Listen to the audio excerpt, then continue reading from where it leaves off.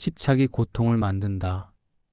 물건을 버릴 때 비로소 열리는 새로운 인생. 인생의 무게를 줄이는 법. 존경하는 시청자 여러분, 오늘도 영상으로 만나게 되어 고맙고 감사하다는 말씀을 올립니다. 구독과 좋아요, 댓글로 응원 부탁드립니다. 그리고 삶의 진실을 찾아 이 자리에 함께 해주신 여러분, 반갑습니다. 저는 오늘 아르투어 쇼펜하우어의 철학을 통해 여러분께 말씀드리고자 합니다. 여러분은 혹시 가득 찬 수납장 앞에서 숨이 막히는 기분을 느껴본 적이 없으신가요? 서랍을 열 때마다 쏟아져 나오는 물건들, 언젠가 쓸 것 같아 버리지 못한 것들, 추억이 담겼다는 이유로 간직한 것들. 이 모든 것이 여러분의 어깨를 짓누르고 있지는 않습니까? 우리는 흔히 무언가를 소유하면 행복해질 거라 믿습니다. 하지만 사실은 우리가 소유한 물건들이 거꾸로 우리의 영혼을 소유하고 있다는 진실을 아십니까? 오늘 저는 여러분의 삶을 짓누르는 그 무거운 집착의 사슬을 끊고 진정한 자유를 얻는 법에 대해 말씀드리고자 합니다. 여러분이 버리지 못하고 있는 것은 단순히 물건이 아닙니다. 그것은 여러분의 불안이며 두려움이고 채워지지 않는 공허함인 것입니다. 욕망의 쳇바퀴와 결핍의 고통. 존경하는 여러분, 먼저 우리 인간 존재의 본질에 대해 이야기해 보겠습니다. 제가 평생을 연구하며 깨달은 바에 따르면 인간의 의지는 결코 만족할 줄 모르는 갈망 그 자체입니다. 우리는 끊임없이 무언가를 원하고 그것을 얻으면 또 다른 것을 갈망하는 존재인 것입니다. 여러분께 묻겠습니다. 간절히 원하던 물건을 손에 넣었을 때의 그 기쁨 얼마나 오래 지속되었습니까? 새 옷을 샀을 때, 새 가구를 들였을 때, 최신 전자기기를 구매했을 때, 그 황홀한 순간은 얼마나 갔습니까? 하루? 일주일? 아니면 한 달? 그리고 그 후에는 무엇이 찾아왔습니까? 바로 권태와 무관심이었을 것입니다.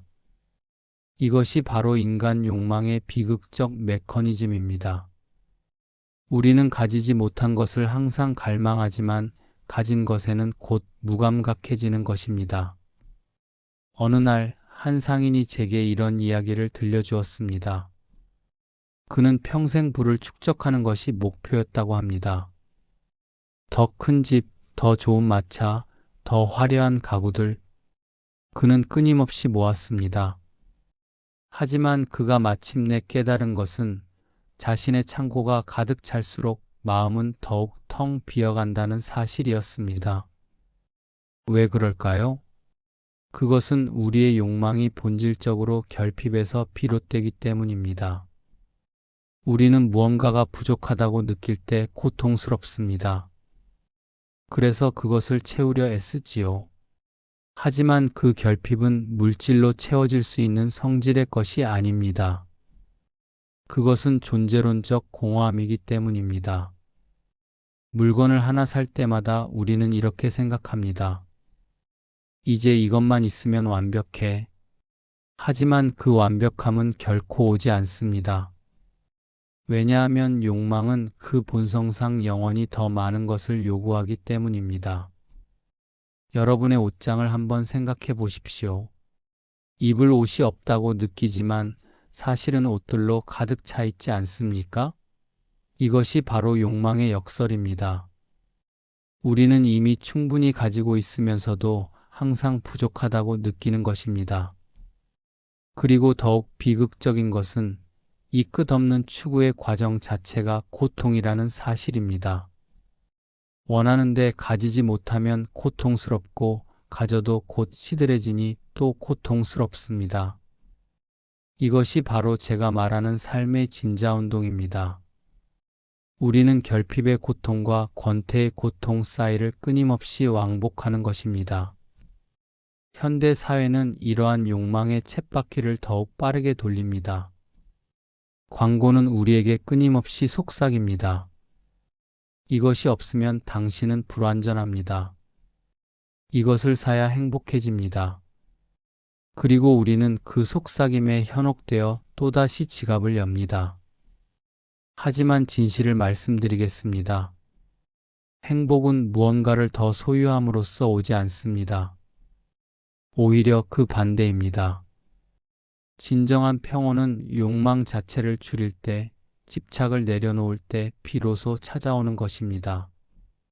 물건은 영혼을 가두는 감옥이다. 존경하는 여러분, 이제 더욱 중요한 진실에 대해 말씀드리겠습니다. 물건은 단순히 공간을 차지하는 것이 아닙니다. 그것은 여러분의 정신을 차지하고 영혼을 구속하는 것입니다. 한번 생각해 보십시오. 여러분이 소유한 물건 하나하나는 여러분의 주의를 요구합니다. 관리해야 하고 정리해야 하고 때로는 수리도 해야 합니다. 어디에 두었는지 기억해야 하고 잃어버리지 않도록 신경 써야 합니다. 한 가지 물건은 별것 아닐 수 있습니다. 하지만 10가지, 100가지, 1000가지가 쌓이면 어떻게 됩니까? 여러분의 정신적 에너지는 그 모든 것들을 관리하느라 완전히 고갈되는 것입니다. 제가 아는 한 학자가 있었습니다. 그는 방대한 장서를 자랑으로 여겼습니다. 수천 권의 책들이 그의 서재를 가득 메웠지요. 하지만 그는 점점 더 책을 읽지 못하게 되었습니다. 왜일까요? 그는 책을 정리하고 먼지를 털고 새로운 책장을 들이느라 정작 독서할 시간과 에너지가 없었던 것입니다. 그의 책들은 그를 풍요롭게 하기는커녕 오히려 그의 자유를 빼앗아갔습니다. 이것이 바로 제가 말씀드리는 보이지 않는 끈입니다. 여러분이 집착하는 물건 하나하나가 여러분의 발목에 묶인 사슬과 같습니다. 처음에는 가벼워 보입니다. 하지만 하나씩 둘씩 쌓이면 어느새 여러분은 움직일 수조차 없게 됩니다. 물건이 많은 사람은 자유롭지 못합니다.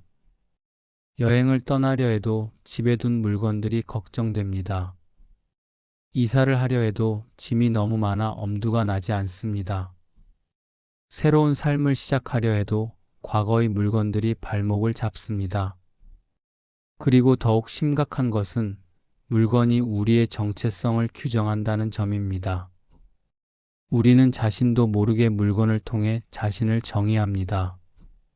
나는 이런 브랜드를 입는 사람이야, 나는 이런 물건을 소유한 사람이야 라고 말입니다. 하지만 이것은 얼마나 허약한 정체성입니까? 물건은 언젠가 낡고 부서지고 사라집니다.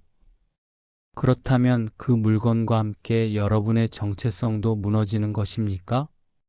진정한 부에 대해 말씀드리겠습니다. 많은 사람들이 부자가 되고 싶어 합니다.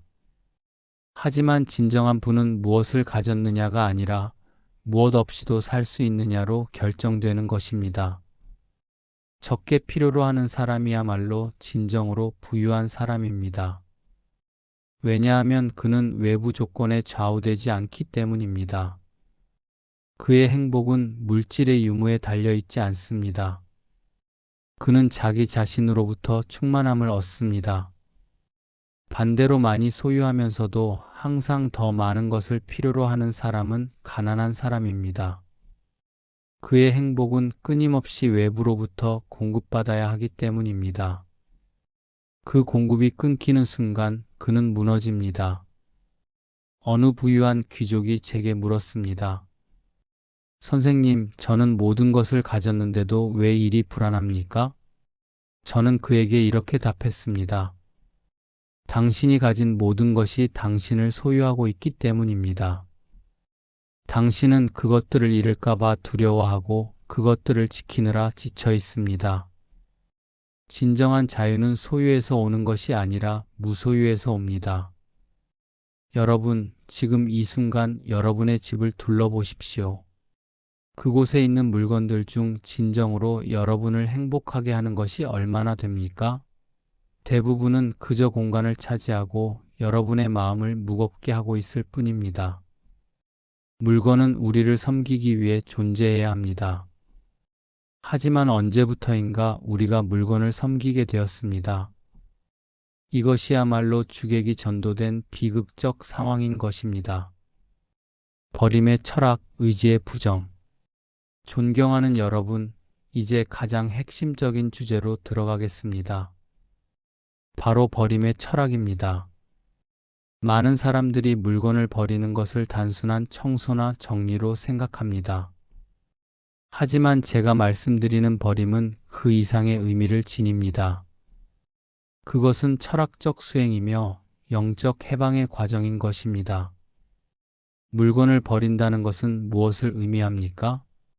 그것은 맹목적인 욕망을 거부하는 행위입니다. 그것은 나는 이것이 없어도 괜찮다고 선언하는 것입니다. 그것은 물질에 대한 집착으로부터 자신을 해방시키는 용기 있는 결단인 것입니다. 제 철학의 핵심은 의지의 부정입니다. 우리를 고통스럽게 하는 것은 끊임없이 무언가를 추구하는 맹목적 의지입니다. 이 의지를 부정할 때, 즉 나는 더 이상 이것을 원하지 않는다고 말할 수 있을 때 비로소 고통에서 벗어날 수 있는 것입니다. 물건을 버리는 행위는 바로 이 의지의 부정을 실천하는 구체적 방법입니다. 여러분이 오래된 옷을 버릴 때 여러분은 단순히 옷을 버리는 것이 아닙니다. 여러분은 더 많이 가져야 한다는 강박으로부터 자유로워지는 것입니다. 여러분이 사용하지 않는 물건을 버릴 때 여러분은 언젠가 쓸지도 모른다는 불안으로부터 해방되는 것입니다. 이 과정은 결코 쉽지 않습니다. 왜냐하면 우리는 물건에 수많은 의미를 부여하기 때문입니다. 추억, 감정, 정체성. 이 모든 것이 물건에 투영되어 있습니다. 그래서 물건을 버리는 것이 마치 자신의 일부를 잃는 것처럼 느껴지는 것입니다. 하지만 여기서 깨달아야 할 진실이 있습니다. 추억은 물건 속에 있지 않습니다. 추억은 여러분의 마음 속에 있습니다. 물건을 버린다고 해서 추억이 사라지는 것이 아닙니다. 오히려 물건에 집착함으로써 진정한 추억의 본질을 놓치는 것입니다. 한 어머니가 제게 말했습니다. 아이들이 어렸을 때 입던 옷을 버릴 수가 없어요. 그 옷을 보면 그때가 생각나거든요. 저는 그분께 이렇게 여쭈었습니다. 그 옷이 없다면 아이들과의 소중한 시간을 기억하지 못하시겠습니까? 진정한 사랑의 기억은 낡은 옷이 아니라 당신의 가슴 속에 새겨져 있지 않습니까? 물건은 기억을 대신할 수 없습니다. 오히려 물건에 의존함으로써 우리는 진정한 기억의 힘을 약화시킵니다. 그리고 공간이 비워질 때 일어나는 놀라운 변화가 있습니다. 물리적 공간이 비워지면 정신적 공간도 비워집니다. 복잡하게 얽혀있던 생각들이 정리되고 명료함이 찾아옵니다. 마치 탁한 물이 가라앉아 맑아지듯이 우리의 마음도 맑아지는 것입니다. 빈 공간은 결코 공허한 것이 아닙니다. 빈 공간은 새로운 가능성으로 가득 찬 것입니다. 그것은 여러분의 내면의 목소리를 들을 수 있는 고요함을 제공합니다. 그것은 진정으로 중요한 것에 집중할 수 있는 여유를 만들어줍니다. 단순한 삶, 즉 미니멀리즘에 대해 말씀드리겠습니다. 이것은 단순히 적게 소유하는 것을 넘어서는 철학입니다. 그것은 삶의 본질에 집중하는 태도입니다. 불필요한 것을 제거함으로써 필요한 것을 더욱 선명하게 보는 것입니다. 제가 주장하는 것은 고통의 총량을 줄이는 가장 확실한 방법이 바로 욕망을 줄이는 것이라는 점입니다. 적게 원할수록 실망도 적습니다. 적게 집착할수록 잃을 두려움도 적습니다. 단순하게 살수록 복잡한 고통도 줄어드는 것입니다. 물건을 버리는 과정은 고통스러울 수 있습니다. 하지만 그것은 일시적인 고통입니다. 반면에 물건에 집착하며 사는 것은 지속적인 고통입니다. 어느 쪽을 선택하시겠습니까? 일시적 고통을 감수하고 영원한 자유를 얻으시겠습니까? 아니면 일시적 안정을 위해 영원한 속박을 받아들이시겠습니까? 버림의 과정을 시작할 때 작은 것부터 시작하십시오. 한 번에 모든 것을 버리려 하지 마십시오. 서랍 하나, 선반 하나부터 시작하십시오. 그리고 그 비워진 공간이 여러분에게 가져다주는 평온함을 느껴보십시오. 그 평온함이 바로 자유의 맛입니다. 고독을 즐길 줄 아는 자의 특권. 존경하는 여러분, 이제 더욱 깊은 차원의 이야기를 나누고자 합니다. 왜 사람들은 물건에 그토록 집착할까요? 그 근본적인 이유는 무엇일까요? 그것은 바로 내면의 공허함 때문입니다. 우리는 자기 자신과 단둘이 있는 것을 견디지 못합니다. 고요함 속에서 자신과 마주하는 것이 두렵습니다. 그래서 끊임없이 외부의 자극으로 그 공허함을 메우려 합니다. 물건은 그 자극 중 하나일 뿐입니다. 하지만 진실을 말씀드리겠습니다. 아무리 많은 물건으로 둘러싸여 있어도 내면의 공허함은 결코 채워지지 않습니다. 그것은 마치 밑 빠진 독에 물을 붓는 것과 같습니다. 스스로 충만한 사람은 외부의 장식품에 매달리지 않습니다. 그는 자기 자신 안에서 풍요로움을 발견했기 때문입니다. 그는 혼자 있을 때 외롭지 않고 고요함 속에서 지루하지 않습니다. 왜냐하면 그의 내면 세계가 충분히 풍부하기 때문입니다. 제가 평생 강조해 온 것이 있습니다. 그것은 바로 고독의 가치입니다. 고독은 외로움이 아닙니다. 고독은 자기 자신과의 충만한 만남입니다. 고독 속에서 우리는 비로소 자신의 본질과 대면할 수 있습니다. 하지만 물건으로 가득 찬 공간에서는 진정한 고독을 경험할 수 없습니다. 왜냐하면 그 물건들 하나하나가 여러분의 주의를 분산시키기 때문입니다. 그것들은 끊임없이 여러분에게 말을 걸어옵니다. 나를 봐달라, 나를 정리해달라, 나를 사용해달라고 말입니다. 비워진 공간에서만 진정한 고요함을 경험할 수 있습니다. 그 고요함 속에서 여러분은 자신의 내면의 목소리를 들을 수 있습니다. 여러분은 진정으로 자신이 누구인지, 무엇을 원하는지 알 수 있게 됩니다. 이것이야말로 가장 고귀한 특권입니다. 대부분의 사람들은 평생을 타인의 기준에 맞춰 살아갑니다. 이런 물건을 가져야 성공한 사람으로 보일 거야. 이런 집에 살아야 존경받을 거야. 이런 차를 타야 인정받을 거야. 이 모든 것이 타인의 시선을 의식한 선택입니다. 하지만 고독을 즐길 줄 아는 사람은 다릅니다. 그는 타인의 기준이 아니라 자신의 기준으로 삽니다. 그는 남에게 보여주기 위해 물건을 사지 않습니다. 그는 진정으로 필요한 것만 소유합니다. 왜냐하면 그의 가치는 소유물이 아니라 그 자신에게서 나오기 때문입니다. 한 철학자 동료가 제게 말했습니다. 쇼펜하우어, 당신의 서재는 왜 이리 검소합니까? 학자라면 더 많은 책과 물건들을 갖춰야 하지 않겠습니까? 저는 그에게 이렇게 답했습니다. 나는 책에 둘러싸여 있기 위해 학자가 된 것이 아닙니다. 진리를 탐구하기 위해 학자가 되었습니다. 책이 너무 많으면 오히려 사유를 방해합니다. 나에게 필요한 것은 많은 책이 아니라 깊은 사색입니다. 진정한 지혜는 축적이 아니라 선별에서 옵니다.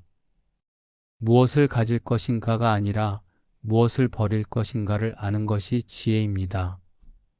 무엇을 받아들일 것인가가 아니라 무엇을 거절할 것인가를 아는 것이 성숙함입니다.